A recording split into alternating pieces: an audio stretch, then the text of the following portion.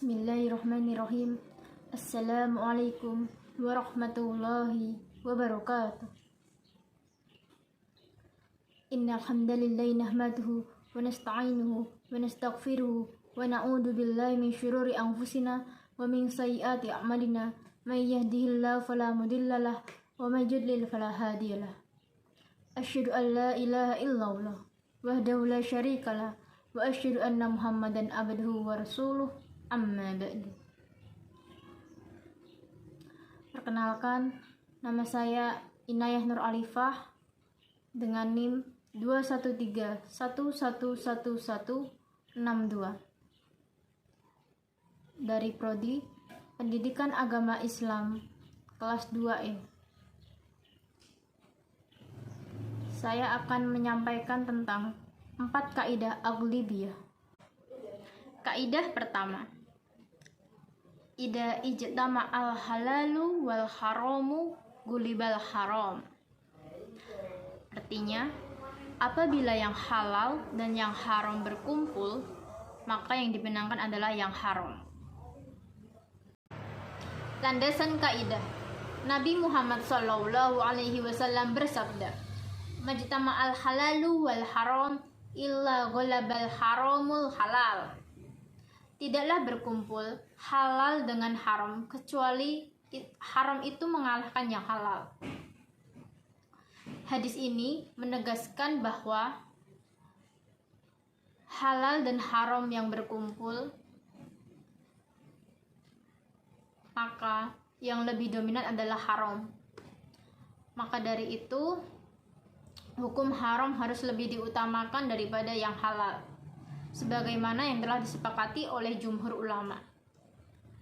Contohnya, apabila ada daging sapi dengan daging babi berkumpul di wadah yang sama, maka hukum daging tersebut menjadi haram semua. Tasarruful imam 'alar ra'iyyati manutun bil maslahah. Tindakan pemimpin atau imam terhadap rakyatnya harus dikaitkan dengan kemaslahatan. Landasan kaidah, Nabi Muhammad SAW bersabda, Kullukum ra'in wa kullukum mas'ulun ar-ra'iyyatihi. Setiap orang adalah pemimpin dan akan dimintai pertanggungjawaban atas kepemimpinannya. Hadis ini menerangkan bahwa setiap orang adalah pemimpin dengan tanggung jawab masing-masing, dan mereka akan dimintai pertanggungjawabannya oleh Allah di akhirat atas apa yang telah dipimpinnya. Begitu juga dengan Anda. Janganlah Anda sampai salah dalam memilih calon pemimpin yang akan memimpin nantinya. Itu juga akan dipertanggungjawabkan di akhirat. Contoh kaidah ini adalah seperti pada pembagian zakat 8 golongan asnaf samaniyah. Petugas amil zakat tidak boleh melebihkan bagian yang satu di atas bagian yang lainnya dalam kondisi yang sama kepentingannya. Maknanya, petugas amil zakat harus adil dan tidak boleh berat sebelah dalam membagi zakat. Kaidah ketiga, al-muta'addi afdalu minal qasiri. Perbuatan yang mencakup orang lain lebih utama daripada yang hanya terbatas untuk kepentingan diri sendiri. Landasan kaidah, Imam Jalaluddin As-Suyuti menyebutkan beberapa perkataan ulama terkait kaidah tersebut. 1. Abu Ishaq dan Haramin mengatakan bahwa orang yang melakukan amalan yang hukumnya fardu kifayah memiliki keistimewaan tersendiri dibandingkan orang yang melakukan amalan yang hukumnya fardu ain, karena amalannya bisa mewakili dan menggugurkan beban orang banyak. Ulama kedua, Imam Al-Ghazali, mengatakan bahwa sesungguhnya Keutamaan sebuah amalan tergantung kadar maslahat yang muncul di dalamnya. Ulama ketiga, Imam Asy-Syafi'i, mengatakan bahwa menuntut ilmu lebih utama dibandingkan mengerjakan ibadah sholat sunnah. Kaidah tersebut menerangkan bahwa agar kita dapat memprioritaskan amalan mana yang lebih penting untuk didahulukan daripada amalan yang lainnya. Contoh kaidah ini, semisal kita ikut baksos membangun masjid, lebih diutamakan daripada berzikir dan membaca Al-Quran, karena membangun masjid manfaatnya bagi orang banyak. Kaidah keempat, al-aslu fil muamalatil ibahatu illa ayyadulla dalilun ala tahrimiha. Hukum asal muamalah adalah boleh, kecuali ada dalil yang menunjukkan keharamannya. Landasan kaidah.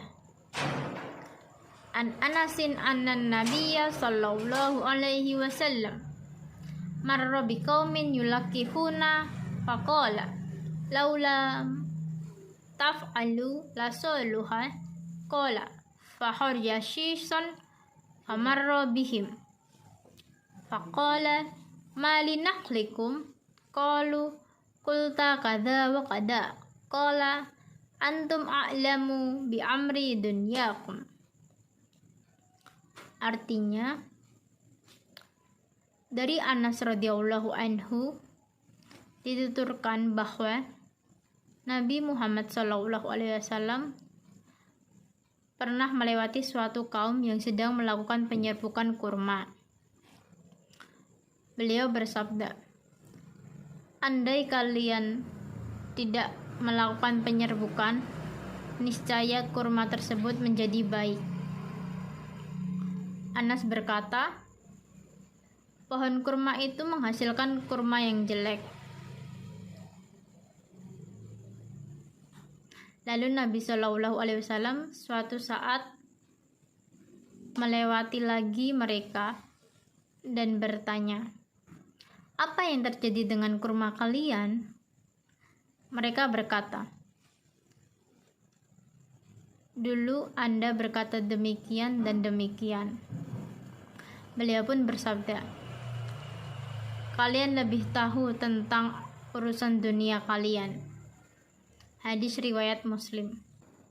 Contoh kaidah ini yakni Fatwa Dewan Syariah Nasional Majelis Ulama Indonesia tentang giro, menjelaskan bahwa giro ada dua jenis, yakni giro haram dan giro yang halal.